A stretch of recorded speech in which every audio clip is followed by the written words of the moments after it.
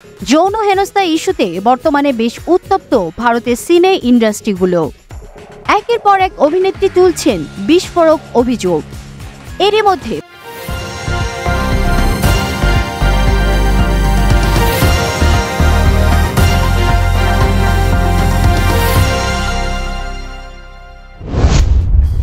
বাংলাদেশের পাপেটম্যান হিসেবে পরিচিত শিল্পী মুস্তফা মনোয়ার দীর্ঘদিন ধরে নিউমোনিয়া ও প্রোস্টেট ক্যান্সারে ভুগছেন। গত মে মাসে ভারত থেকে চিকিৎসার পর তাকে দেশে নিয়ে আসা হয়। এরপর তাকে রেডিয়েশন থেরাপি দেওয়া হয়েছে। গত বুধবার বিকেলে তাকে রাজধানীর স্কয়ার হাসপাতালে ভর্তি করা হয়। পরে অবস্থার অবনতি হওয়ায় শনিবার বিকেলে তাকে লাইফ সাপোর্টে রাখা হয়। রোববার রাতে বিষয়টি নিশ্চিত করে মোস্তফা মনোয়ারের ব্যক্তিগত সহকারী মোহাম্মদ রুবেল মিয়া বলেন, স্যারের অবস্থা খুবই খারাপ, আপনারা সবাই দোয়া করবেন স্যারের জন্য। রুবেল মিয়া জানান, কিছুদিন আগে চিকিৎসার জন্য মোস্তফা মনোয়ার ভারতের দিল্লি গিয়েছিলেন। সেখান থেকে প্রোস্টেট ক্যান্সারের চিকিৎসা করানোর পর দেশে ফিরে সুস্থ ছিলেন। গত বুধবার বিকেলে তিনি বাসায় মাথা ঘুরে পড়ে গেলে তাকে স্কয়ার হাসপাতালে ভর্তি করা হয়। অবশেষে কন্যা সন্তানের মা হলেন দীপিকা পাডুকোন।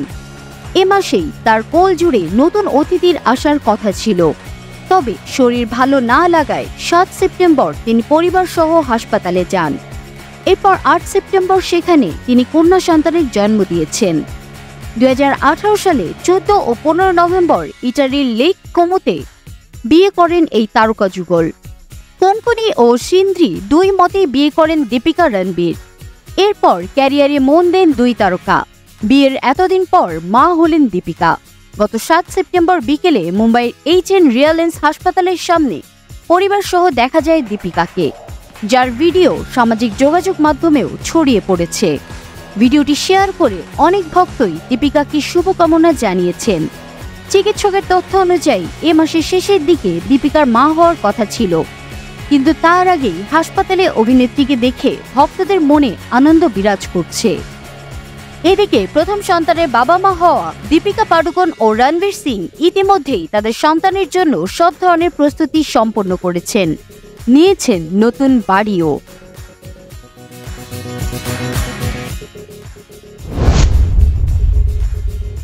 যৌন হেনস্থা ইস্যুতে বর্তমানে বেশ উত্তপ্ত ভারতের সিনে ইন্ডাস্ট্রিগুলো।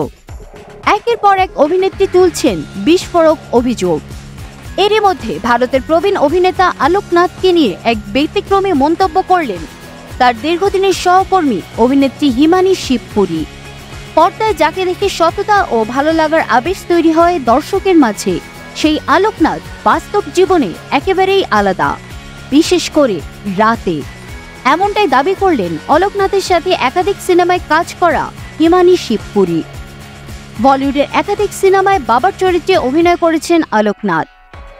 বেশিরভাগ সময় শান্ত ও ভদ্রলোকের চরিত্রে দেখা গিয়েছে তাকে, কিন্তু পর্দার বাইরে তার বিরুদ্ধে যৌন হেনস্থার অভিযোগ এনেছেন একাধিক অভিনেত্রী, যার শুরুটা হয় 2018 সালে মি টু আন্দোলন দিয়ে।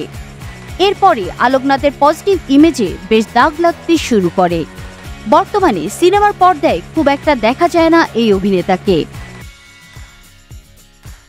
আলোক নাথের সঙ্গে তার একটি খারাপ অভিজ্ঞতা রয়েছে উল্লেখ করে এই অভিনেত্রী বলেন, মদ্যপানের পরে তার আলাদা একটা রূপ দেখা যায়।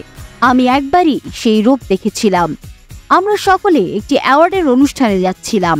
মদ্যপ অবস্থায় তার কোনো নিয়ন্ত্রণ ছিল না। অভিনেত্রীর স্ত্রী তাকে শান্ত করার চেষ্টা করছিলেন। আমিও সামলানোর পরামর্শ দিই। শেষে আলোক নাথের আচরণের জন্য গাড়ি থেকে নামিয়ে দেওয়া হয় তাকে।